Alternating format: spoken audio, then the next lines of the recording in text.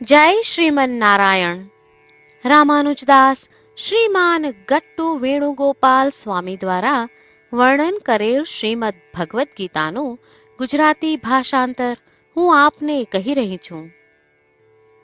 અધ્યાય 12 ભક્તિ યોગ. શ્લોક 6. ये तु सर्वाणि कर्माणि मयि सन्न्यस्य मत्पराः अनन्येनैव योगेन मां ध्यायन्त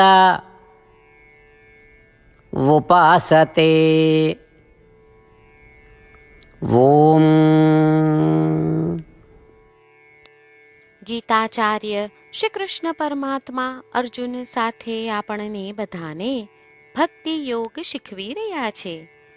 પરમાત્મા કહે છે, અર્જુન, જેવો મારી સેવા રૂપે તેમના કર્તવ્યો અને ઉત્તરદાયિત્વોનું યોગ્ય રીતે પાલન કરે છે, જેવો તેમના સર્વ કર્મો મને સમર્પિત કરે છે, જેવો મારી પ્રાપ્તિને તેમના જીવનનું લક્ષ્ય બનાવે છે, જેવો અનન્ય પ્રેમાળ ભક્તિ સાથે મારી ઉપાસના કરે છે અને મનમાં કોઈ પણ અન્ય વિચારો વિના મારું જ ધ્યાન કરે છે.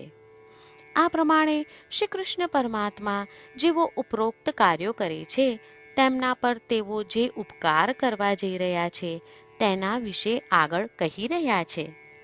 ચાલો આપણે શ્રી કૃષ્ણ પરમાત્મા આપણને જે કરવા કહે છે તે કરીએ. ચાલો આપણે શ્રી કૃષ્ણ પરમાત્મા પ્રસન્ન થાય તેવું કાર્ય કરીએ. શ્રી કૃષ્ણ પરમાત્માનું શરણ લઈ આપણું જીવન અર્થપૂર્ણ બનાવવાનો પ્રયાસ કરતા ચાલો આપણે બધા શ્રી કૃષ્ણ પરમાત્માના શબ્દોનું આ શ્લોક સ્વરૂપે પુનરાવર્તન કરીએ. ये तु सर्वाणि कर्माणि मयि सन्न्यस्य मत्पराः अनन्येनैव योगेन मां ध्यायन्त उपासते. શ્રી કૃષ્ણ પરમાત્માએ આખી ભગવદ્ ગીતાનો સાર અધ્યાય 18ના શ્લોક 65 થી 70માં 8 ઉપદેશ દ્વારા કહ્યો છે. શ્રી કૃષ્ણ કહે છે, જે મારા આ 8 ઉપદેશ અનુસરે છે તે મને પ્રિય છે. એ સર્વે ભક્તોનું હું બધી જ રીતે રક્ષણ કરીશ. શ્રી કૃષ્ણ પરમાત્મા પાસેથી આખી ભગવદ્ ગીતા સાંભળ્યા પછી અર્જુન કહે છે, કરીશ્યે વચનમ તવ, એટલે કૃષ્ણ, હું તમારી આજ્ઞાનું પાલન કરીશ, તમે કહો છો એમ કરીશ. અને આથી જ શ્રી કૃષ્ણએ દરેક પ્રકારના યશ અને વિજય અર્જુનને આપ્યા છે. તો ચાલો આપણે પણ પરમાત્માને 8 વાતો પાળવાનું વચન આપીએ. પરમાત્માને આપેલા વચનથી મોટી કોઈ પૂજા, તપ કે યજ્ઞ નથી. 8 પ્રતિજ્ઞાઓ જે આપણે લેવી જોઈએ તે હું હવે કહું છું. આપ સૌ પણ એનો મન અને હૃદયથી વિચાર કરો. આ રીતે શ્રી કૃષ્ણને વચન આપતી વખતે આપણે સૌ શ્રી કૃષ્ણની હસતી મુખમુદ્રાનો મનમાં વિચાર કરીએ અને પરમ આનંદનો અનુભવ કરીએ. જય શ્રીમન નારાયણ. આપણા 8 વચનો આ પ્રમાણે છે. આપણું પહેલું વચન, હે શ્રીમન નારાયણ, તમારા ઉપદેશ પ્રમાણે હું હંમેશા તમારું ધ્યાન અને ચિંતન કરીશ. આપણું બીજું વચન, હે શ્રીમન નારાયણ, તમે કહ્યું છે તેમ હું સદાય તમારી ભક્ત રહીશ. આપણું ત્રીજું વચન, હે શ્રીમન નારાયણ, હું મારા કર્મો તમને સંતોષ થાય તેમ અને તમારી સેવા માટે કરીશ.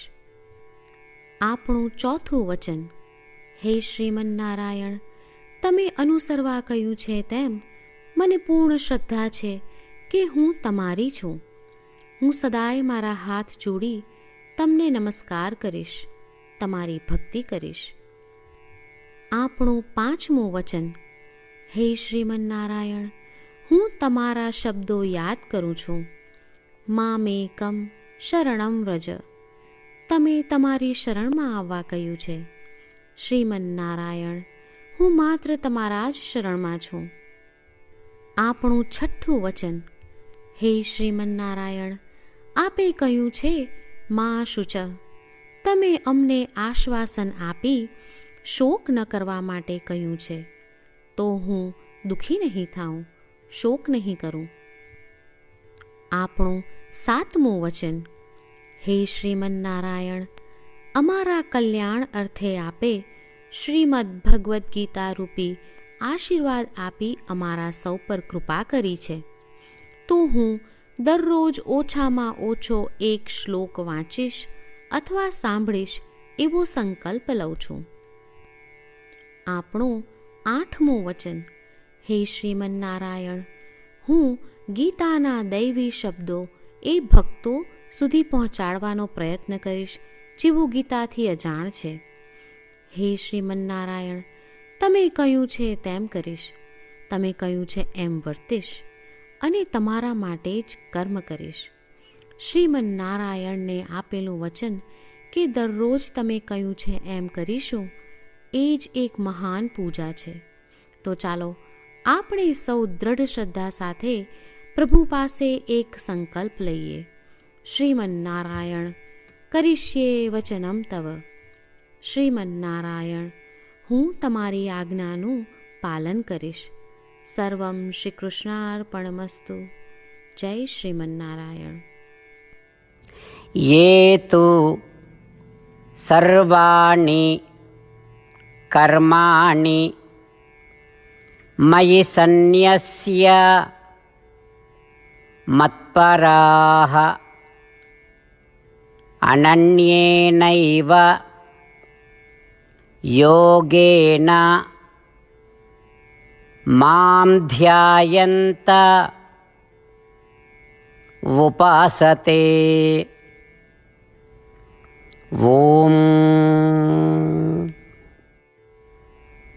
ये तु सर्वाणि कर्माणि मयि सन्न्यस्य मत्पराः अनन्येनैव योगेन मां ध्यायन्त उपासते.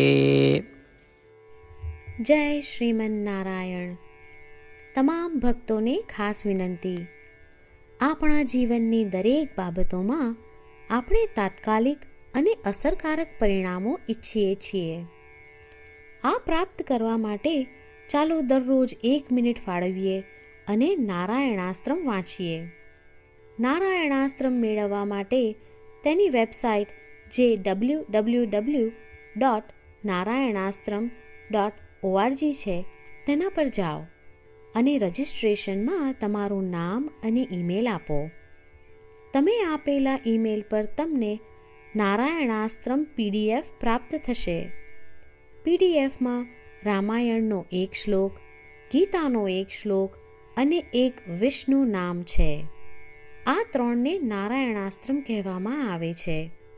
દરેક વ્યક્તિને આ શ્લોકોનું અલગ અલગ સંયોજન પ્રાપ્ત થાય છે.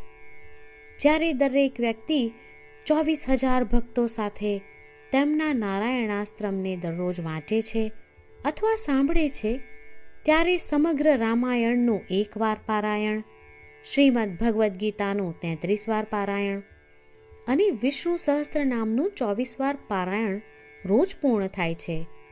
આ એક અદ્ભુત અને અસાધારણ પરિણામ છે. તેથી તમે અને તમારા પરિવારના સભ્યો તરત જ વેબસાઇટ પર જાઓ અને તમારું નારાયણાસ્ત્રમ મેળવો. જય શ્રીમન્નારાયણ.